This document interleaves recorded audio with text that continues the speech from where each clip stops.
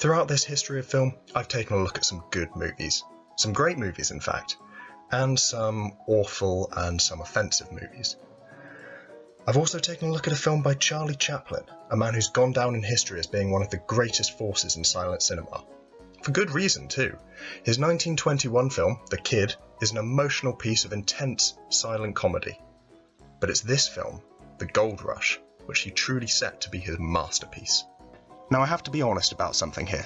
Straight off the bat, I did not watch the 1925 original. Instead, I watched the 1944 re-release of the film. This slightly different version features a new musical score and a narration by Chaplin himself. I say this here because, spoiler alert, I'm about to heap praise upon the film, and a large amount of it comes from this technological innovation from nearly 2 decades later. Reacquainting us with the Little Tramp, The Gold Rush follows the story of Chaplin's most beloved character through the Klondike Gold Rush of 1896 to 1899. The action takes place in a small cabin near a gold mine, and then, later, in a small boomtown at the foot of the mountain. Similarly, the story first involves the greed and humour of 3 different people in a confined location, before later following the Little Tramp's pursuit of love once he leaves the mountain. The story is solid. The action moves at a great pace, and there is little chance to become bored throughout the running time of the film. This may have something to do with the aforementioned re-release, for which the film was edited a second time to help the flow. Chaplin's own narration helps with this as well. The action becomes easier to follow with the powerful voice of a leading man guiding you through it. It also relieves you of those pesky title cards, which continues to contribute to the flow. It shows that Chaplin wanted to be remembered by this film, as it is perhaps the most visually impressive of his films.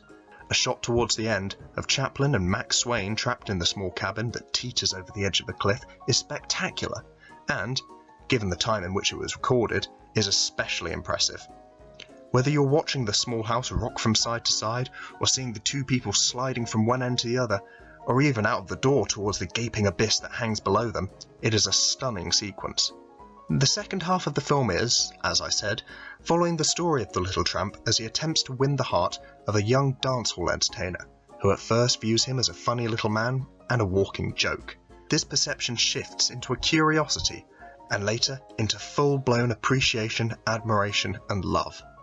The story is sweet, it is somber, it is heart-wrenching, and it is beautiful. The whole thing builds to a perfect finale, in which Chaplin tries to throw a curveball and suggests a final, unfortunate misunderstanding, but it all turns out fine at the end of the piece. At the end of the day, Chaplin achieved what he set out to do. He created a masterpiece. It may not carry the same raucous hilarity of Buster Keaton's work, but it is a very different film. Sherlock Jr. was a piece of comic stunts and clever set pieces that served to heighten the plot. It was a comedy first and a story second. Chaplin's own The Kid was a situational story in which a lot of heart came from the relationship between the characters. The Gold Rush is the story of a man. Is he the richest man? Is he the most handsome? Does he really know what he's doing? No. But he is arguably the best man. A man with class, honour and respect, and a certain amount of perseverance. The film is his triumph, and I'm glad to have witnessed it.